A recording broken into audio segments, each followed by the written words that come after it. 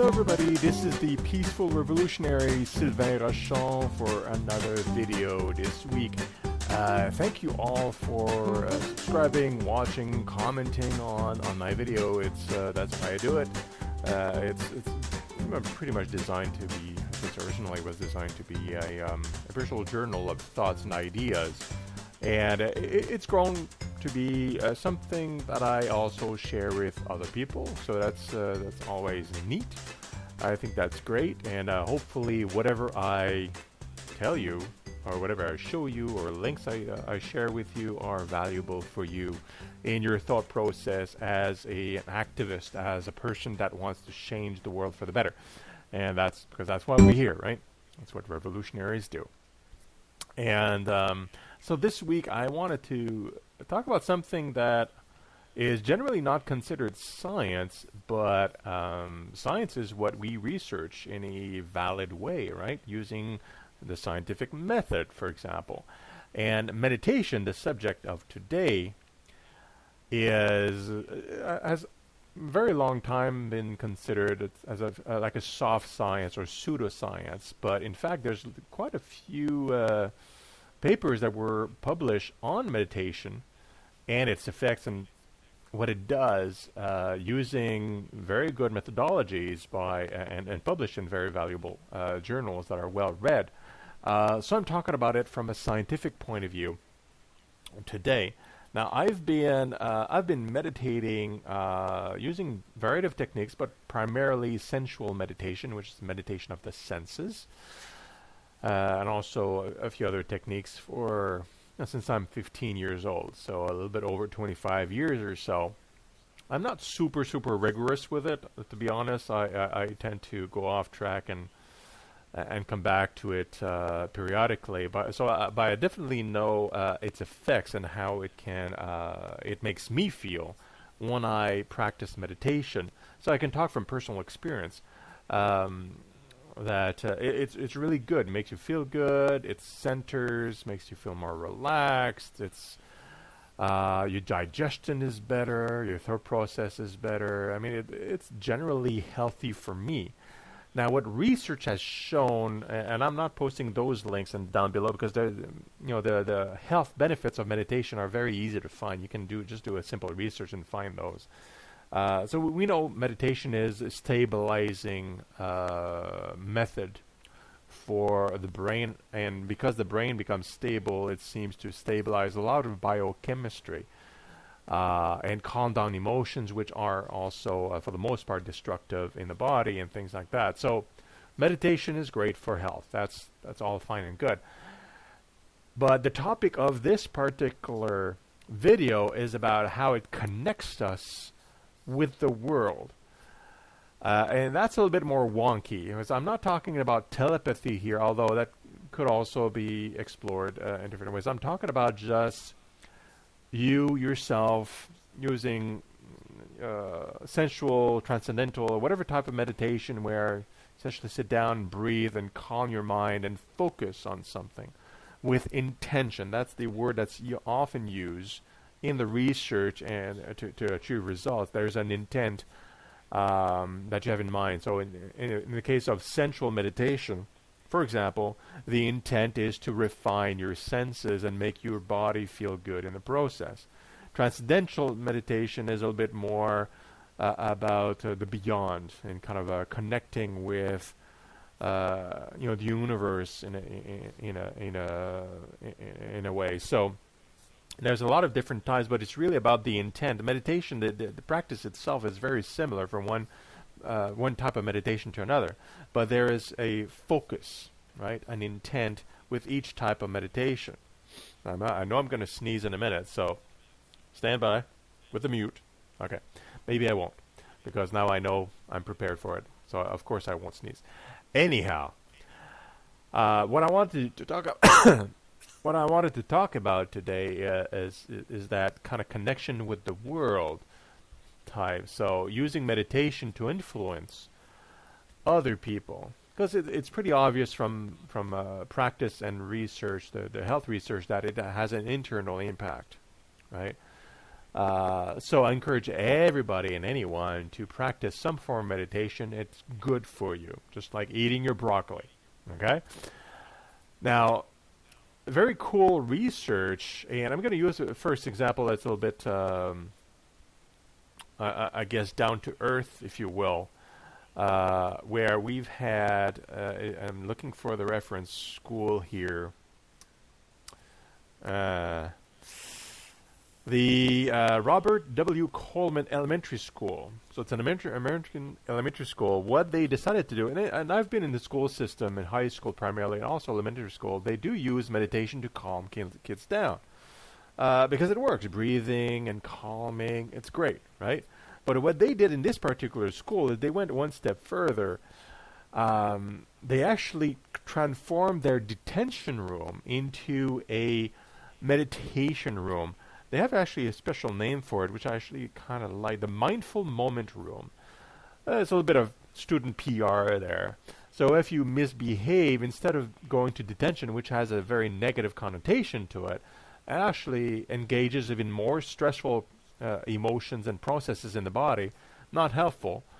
You send them to go and calm down in the Mindful Moment Room, where they can kind of chill on soft cushions and do breathing exercises. They can express themselves to counselors there and then meditate. And meditation, of course, calms them down and also makes them feel better about themselves, so that it make the body feel better. And they're not a disturbance all of a sudden for everybody out there. Now, so this is really cool. And I have an article that talks about this specific case. What they've also discovered is that the kids, kids are pretty smart. They understand their body. They get a nice feeling. Now they transfer that skill to their parents at home in some cases, because they understand how they feel. They feel better, and when the mom or dad is stressed, some of them from stories have recommended to their parents to sit down and start breathing and meditating, because it'll make them feel better, which is also very good socially.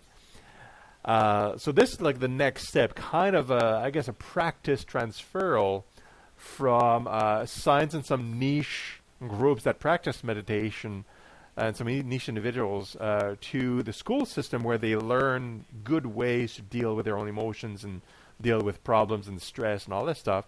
And it goes back to the home afterwards, from the kids to the parents, which is beautiful, right? So that's awesome. Now, there's a reason why I'm going through that path. Hold on. Now let's get to the funky things and how meditation actually influences the world. Like we have, I know in science we have different ways to transfer heat or energy, right? You have conduction, which is by direct contact. This is what I just described. Meditation practice being transferred by contact.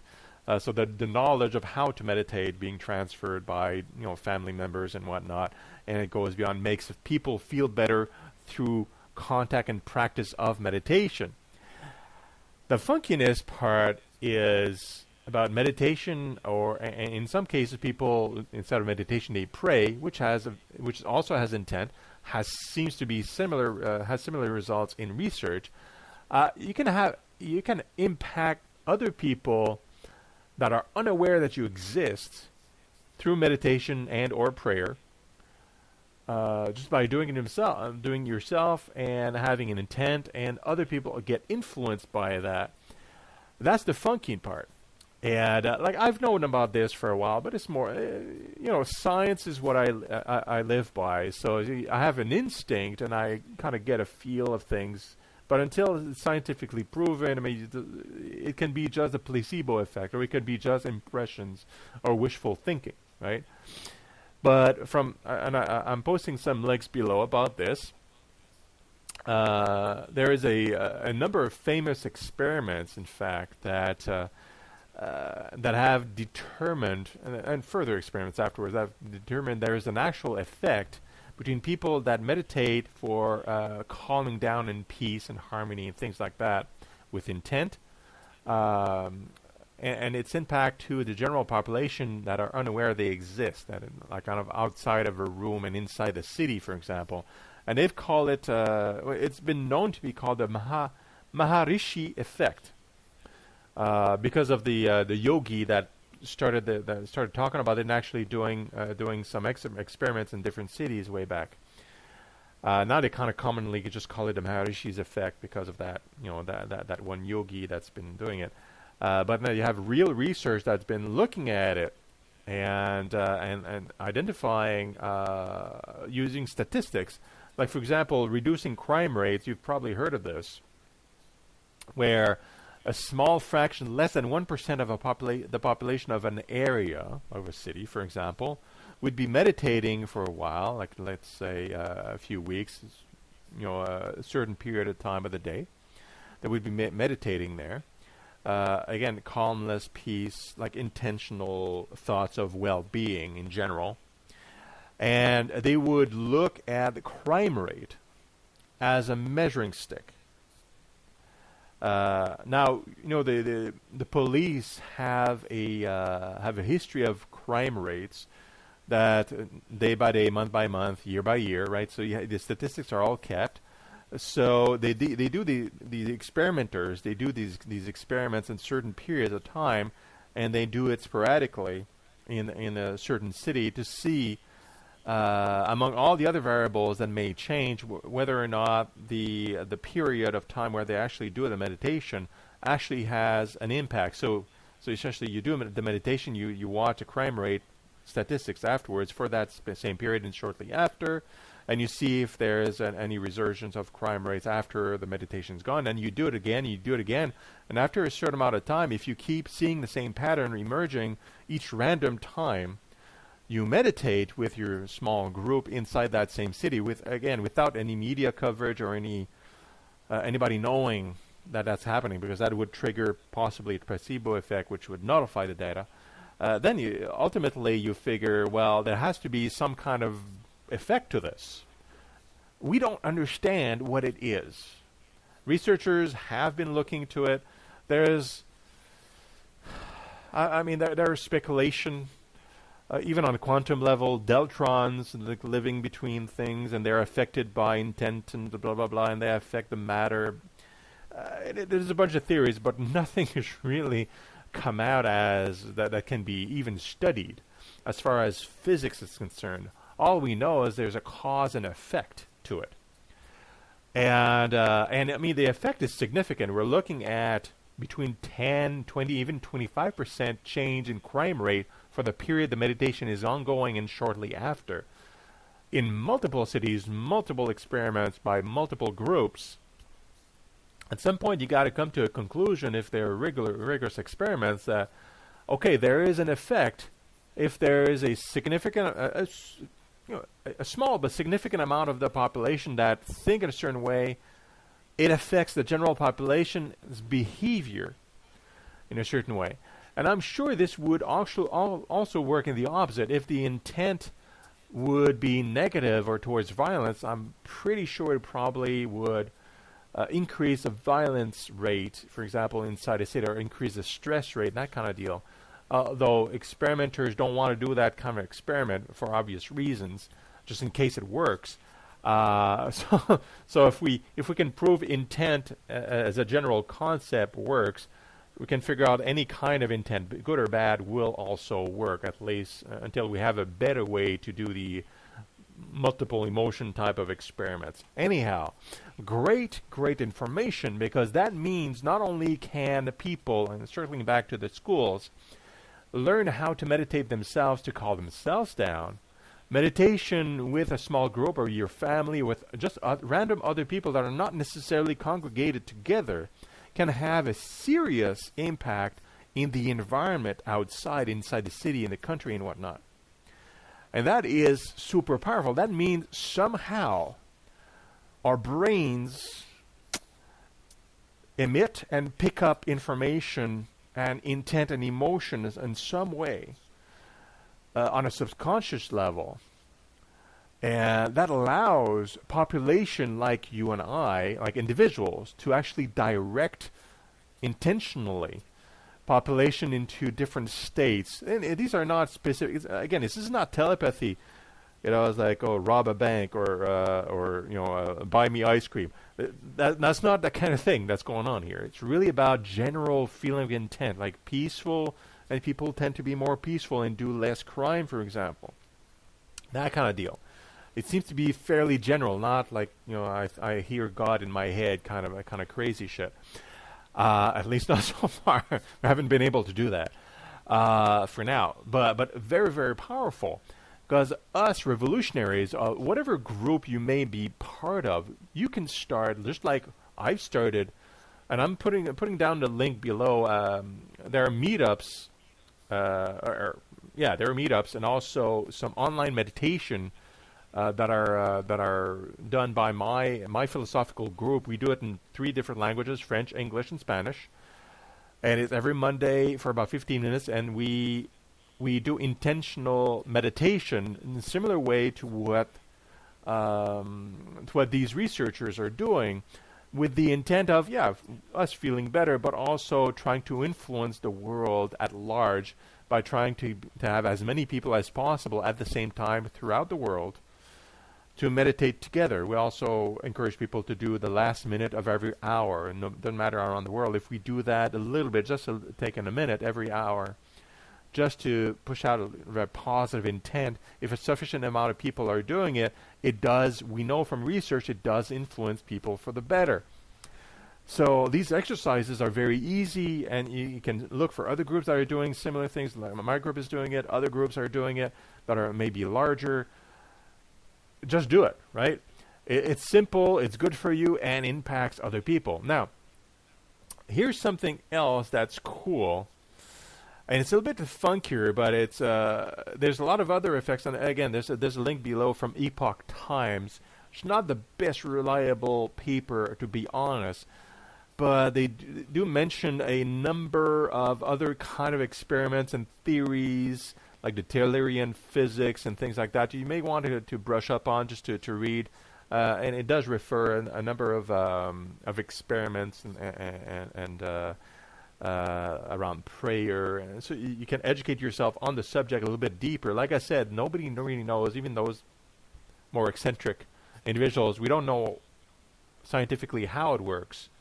We just know that it does, because that's been shown many, many times. So for me, like I'm telling you what it is, I can do 2 things for you. I can point you to different groups, like I just did, right, that actually are practicing it, so you can join in, so you don't feel alone and all that stuff. And you can do it with your family and your children and with your school. Just meditate, calmness, and the emotion is going to spread around you, and it helps a whole bunch of people that are not meditating as well. And that has a powerful effect as a human organism. Imagine if we could, as individuals, help calm the whole of humanity into peace just by being peaceful ourselves, and not worrying about sending out emails and doing food drives and doing these complicated actions that are complicating the logistics and cost money. We can still do those things, but even more powerful is the cheap thing that we know works, where we meditate with intent, or prayer if you prefer, with intent. Ideally with other people with the same intent at the same time. And you let whatever happens, because we don't know what happens exactly, you let it do its job and do its work, and eventually somebody's going to figure it out. So there's always a reason why things work in a certain way. We'll figure it out. But in the meantime, seems to be very ancient knowledge. It's not new. That we can put into practice with a renewed sense of purpose, and also a better understanding, because actually we can connect cause and effect in a very direct way now. So that's great, and we can do that. So I'm inviting every one of you to Monday's meditation, online meditation, if you'd like. And the link for that online meditation is below. Actually, I'm inviting you to a specific time and whatnot, but I'm also providing you a link to additional links for the research and stuff too. so that you guys can pick up on that. And also, just because I don't know of any other group out there that is organized this way, I'm posting my the meetup group in my city, so you can kind of get the invites and reminders. That's always practical. So that's all in the down below if you want to participate as a peaceful revolutionary. There are other meetups of my group in different areas of the country of Canada, for example, and there are other groups, like I said, not necessarily of my philosophy, that are doing similar. So you can search for those meditation groups, especially online or whatever.